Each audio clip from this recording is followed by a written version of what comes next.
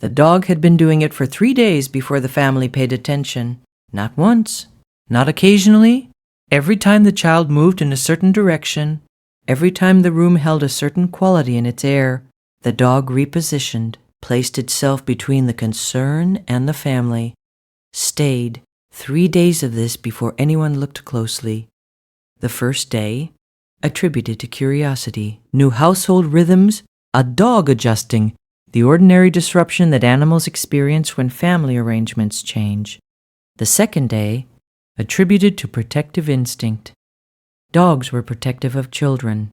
Everyone said so. The behavior was noted, smiled at, and set aside. The third day, the father sat down and watched. He watched for 40 minutes. He watched the dog navigate the room with a precision that did not belong in the category of instinct or habit. He watched what the dog was paying attention to, and what it was paying attention to was specific and consistent and directed. He called the pediatrician. Describe the dog's behavior, the doctor said. Not the child's behavior first. The dog's. He described it. The positioning, the attention, the 3 days of returning to the same location with the same focus. And the child, the doctor said. Any changes in the past 72 hours? He thought. He described what he had not connected until this moment. The slight change in energy, the feeding that was a little off, the sleep that was a fraction longer than usual. Come in this morning, the doctor said. The diagnosis was monitor cord under baby's blanket. Caught early, very early, the doctor said. The kind of early that changed outcomes significantly. How did you know to come in? She asked. He described the dog again. The 3 days, the 40 minutes of watching. She looked at the dog sitting in the waiting room through the window. They detect monitor cord under baby's blan through changes in scent chemistry, she said. Changes that present before any human-readable symptom. The behavior you're describing is consistent with what researchers have documented in alert animals. He drove home thinking about 3 days, about the 2 days of explanations that had not been wrong exactly, just incomplete, about the third day when he had finally stopped explaining and started watching.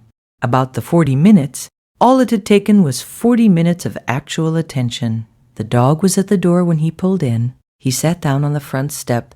The dog came and pressed against him. You knew on the first day, he said. The dog was warm and quiet beside him. I should have listened on the first day.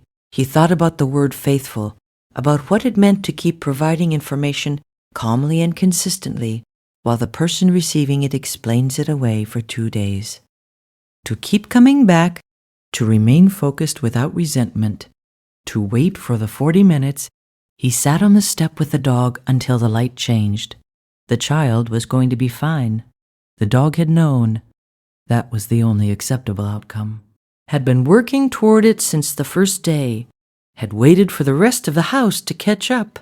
The family processed it in stages. First, the immediate relief of knowing, of having information where before there had been unease and explanation, and the particular discomfort of watching an animal do something unexplained.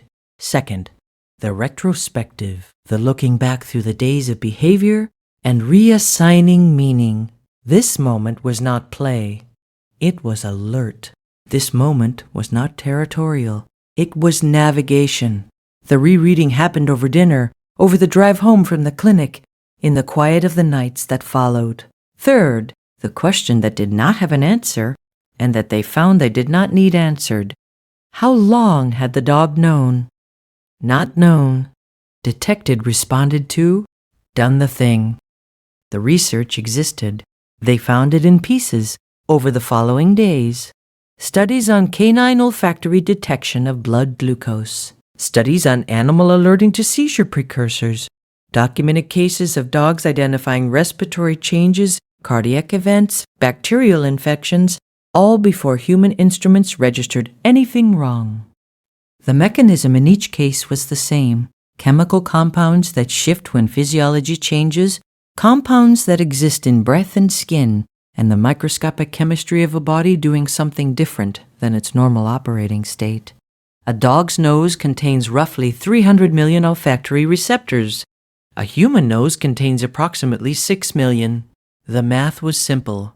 It meant the dog had been living in a version of their home that was richer in information than the version they occupied, had been reading in real time a chemical record of everyone in the house, had been tracking changes in that record the way a careful person tracks changes in a patient's chart, had flagged the change, had acted on the flagging, had kept acting until someone paid attention. The father sat in the kitchen one evening the week after. The dog was asleep in his usual place. The house was quiet.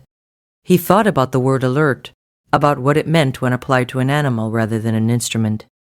Instruments beeped. Lights came on. Numbers changed on screens. This had been different. This had been a living thing making a decision about what the information required, and then executing the decision daily, without acknowledgement, without the guarantee that anyone would ever understand what it was doing. Just doing it. Just staying at the post. He looked at the dog sleeping. He thought about what he owed this animal. Not gratitude exactly. Gratitude implied a transaction, and there had been no transaction. The dog had not done this for gratitude, had done it because the biology of the house had changed, and the change required response. He thought about what he owed was more like attention, like the kind of watching that he had finally done, the 40 minutes, or the night check, or the moment in the doorway when he had stopped explaining and started looking. He owed that consistently. He intended to give it. The dog stirred in his sleep. His legs moved briefly, running in some dream version of the yard, some private accounting of the day's information. Then he was still again,